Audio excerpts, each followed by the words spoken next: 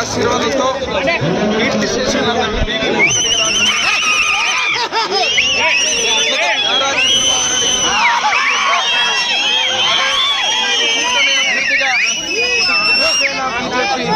నాయకులు అదే రకంగా ఎంపీ సంజీవ్ కుమార్ గారు, మా సోమనాథ్ బ్రదర్, ఇక్కడ అందరి ఆశీర్వాదంతో, మీ అందరి ఆశీర్వాదంతో, ఎమ్మిగనూరు ప్రజల ఆశీర్వాదంతో, తెలుగుదేశం కార్యకర్తలు, జనసేన, బీజేపీ కార్యకర్తల ఆశీర్వాదంతో ఈరోజు నేను నామినేషన్ వేయడం జరిగింది.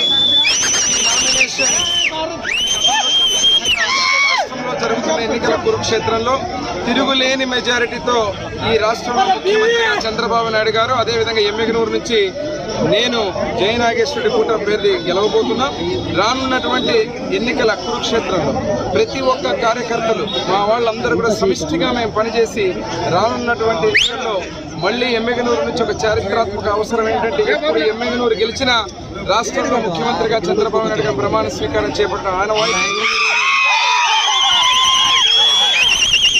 ఈరోజు ఇక్కడ ఉన్నటువంటి అందరి పెద్దల ఆశీర్వాదంతో, అదే రకంగా నేను మరొకసారి చెప్తున్న ధన్యవాదాలు నాకు ప్రాణ సమానమైన తెలుగుదేశం పార్టీ ఎమ్మిగనూరు నియోజకవర్గ కార్యకర్తలకు, అదే రకంగా ఎమ్మిగనూరు ప్రజలందరికీ కూడా వారి ఆశీస్సులతో రానున్నటువంటి ఎన్నికల్లో ఖచ్చితంగా నామినేషన్ వేసి మంచి మెజారిటీతో ఆశీర్వదించబోతున్నారని వారందరికీ కూడా విజ్ఞప్తి చేస్తూ ఈ యొక్క అవకాశాన్ని నామినేషన్ వేసి ఈరోజు మరొక్కసారి పెద్దలు పద్మశ్రీ మాచాని సోమయ్య గారి ఆశీర్వాదం, నా తండ్రి బివి మోహన్ రెడ్డి గారి ఆశీర్వాదం, అదే రకంగా ఏదైతే నందమూరి తారక రామారావు గారి ఆశీర్వాదంతో స్వర్గంలో ఉన్నటువంటి ఈ లెజెండ్స్ అందరూ కూడా వారి యొక్క ఆశీర్వాదంతో ఈరోజు నామినేషన్ వేయడం జరిగింది.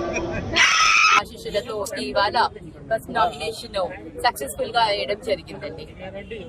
ఇవాళ జగన్మోహన్ రెడ్డి గారు, వైఎస్ జగన్మోహన్ రెడ్డి గారు నాకు ఈ అవకాశం ఇచ్చారు. ఆయన ఇచ్చిన ఈ అవకాశాన్ని సద్వినియోగం చేసుకుని ప్రజలకు సేవ చేసేందుకు తప్పకుండా అభివృద్ధి పనులు చేసుకుంటారని తెలియజేస్తున్నాను. ఈరోజు నామినేషన్ చాలా సక్సెస్ఫుల్ అవ్వడం వల్ల నాకు చాలా ఆనందంగా ఉంది. అలాగే ఎలక్షన్స్ కూడా ఇదే విధిగా శాంతియుతంగా విజయాన్ని చేకూరుస్తాయని ఆశిస్తున్నాను.